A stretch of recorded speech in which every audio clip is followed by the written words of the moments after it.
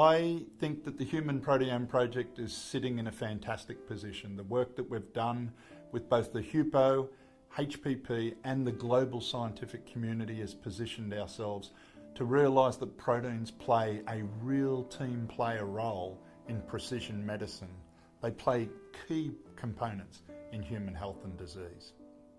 So I would think that the most important thing that we have to do now is to integrate data that tells us about how we can remain healthy and how we can detect disease as early as possible so we can intervene in a way that we can cure disease.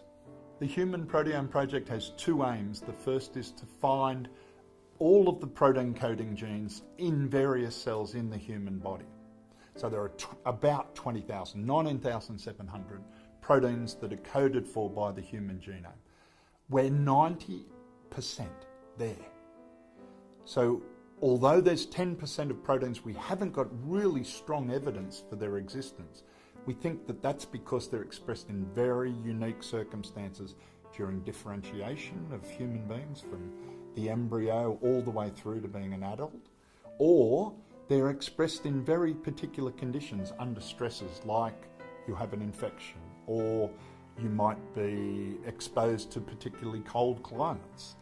Those proteins are expressed under particular conditions, or they're even expressed in only a very few cells. So we've gone a long way, but what do we do with all that information? It's pretty dry information if it's just mass spec data. What's important now is that we've got assays that allow us to assay every single human protein and to look at them collectively in one snapshot of human health and disease to look at how it changes in cancer, neurodegenerative diseases, or in cardiovascular diseases. So I think we're at a nexus in the Human Proteome Project where the amount of information becomes valuable to us to understand human biology. So I think really it's going to be all about wellness and understanding disease. One of the fantastic things about the Human Proteome Project was we'd learnt from the Genome Project that it was important to have high stringency metrics in place. In other words, if you can't high jump over 6 foot, the attempt wasn't worth it. So what we're saying is it's really important that we have absolutely accurate data we can trust, and data the public can trust. So HUPOs and the Human Proteome Project have gone out specifically to do that, to make sure we have high stringency data. Mass spectrometers and other instruments that we use to detect proteins don't necessarily have automatic high stringency controls.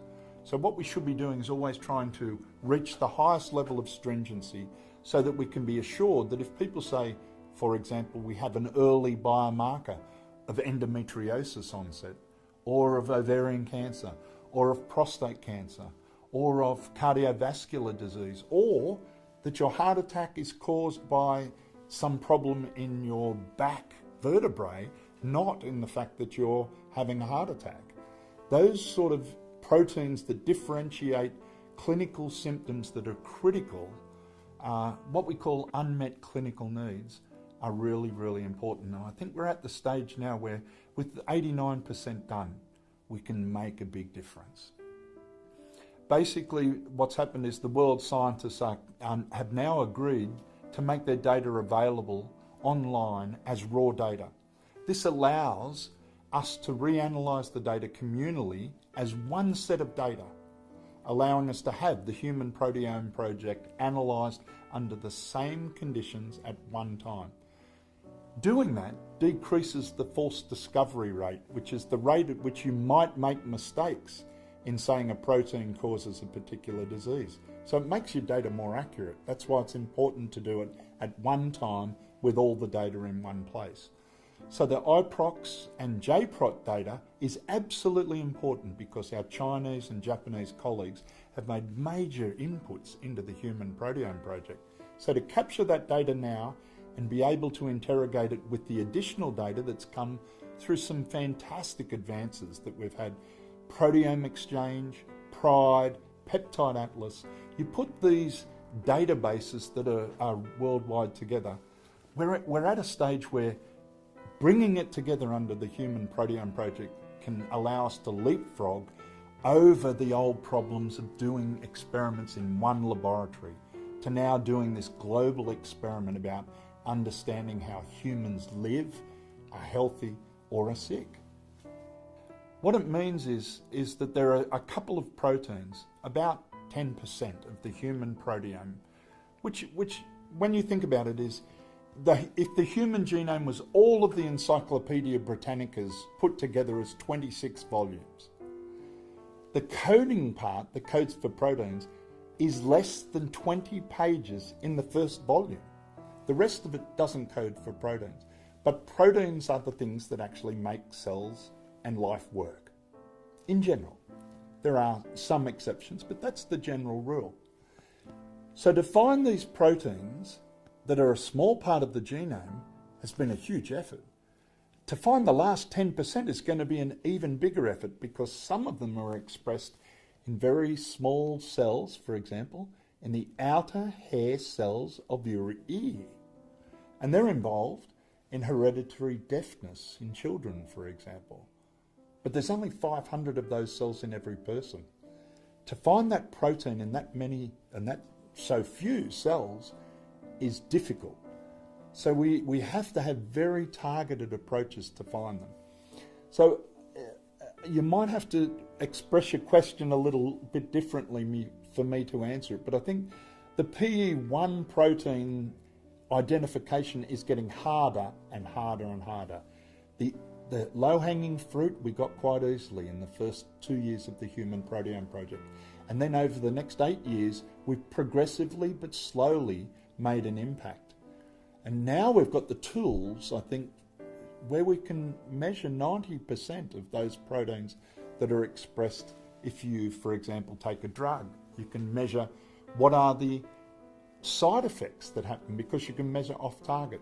Or can we measure which drugs work in which people? So we're starting to see a technology that allows us to answer lots of really important questions around personalised medicine. Well, I've got to say, one of the things that has been amazing has been the leadership of the Human Proteome Project. A guy called Gil Oman, who's a professor of medicine at the University of Michigan, has led us for the first 8 years, and I am absolutely in awe of the amount of work this man has done for this community. This Thursday I get the chance to talk about Gil, and I've read a lot about his life and what he's done, and I think he's left us in great shape.